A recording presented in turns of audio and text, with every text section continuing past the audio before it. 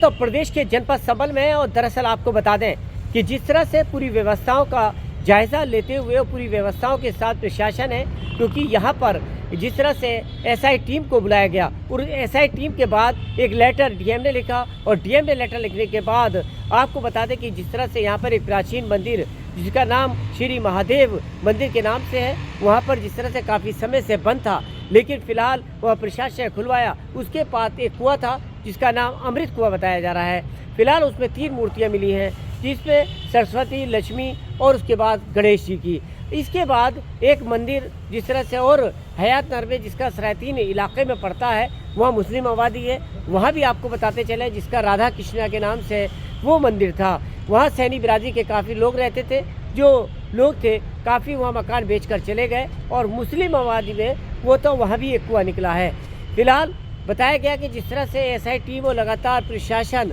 जो यहाँ पर 19 कूप जो मशहूर हैं, उन कूपों को तलाश करते हुए, जो तीर्थ हैं उन तीर्थों को तलाश करते हुए लगातार प्रशासन संभल के ऐतिहासिक को एक इतिहास को जिंदा करने की कोशिश कर रही है।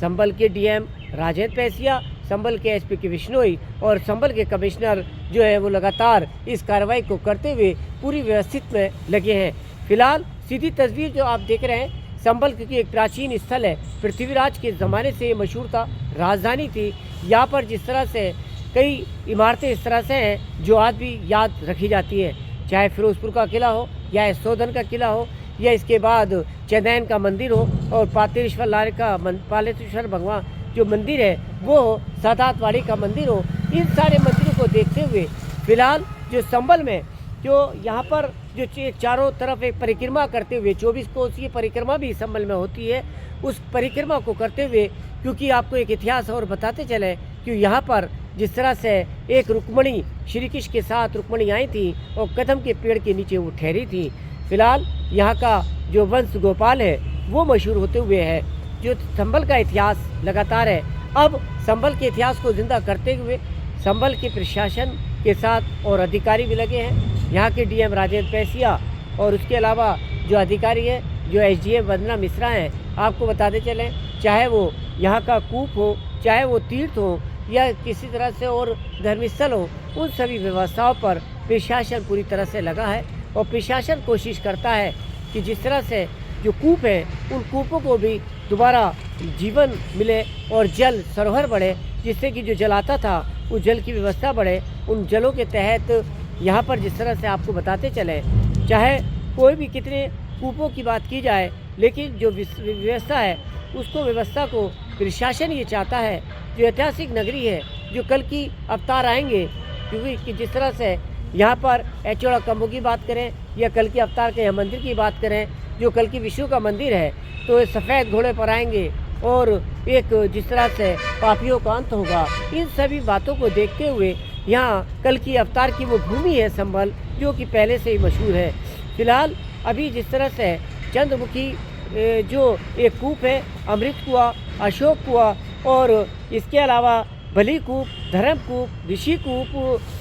परस्पर कूप, इसके अलावा आपको बता दें धरणी कूप, भद्रा कूप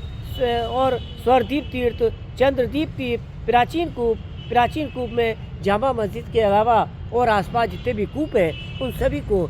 जल देने के लिए, जल जिंदा करने के लिए, जल की व्यवस्थित करने के लिए पूरी व्यवस्था प्रशासन में लगा है। फिलहाल एसआई टीम संभल आई और संभल आने के बाद करीब उन्होंने 20 से 25 ऐसे पॉइंट जगह जगह पर की है, वहाँ फोटोग्राफी की है, वहाँ पर एक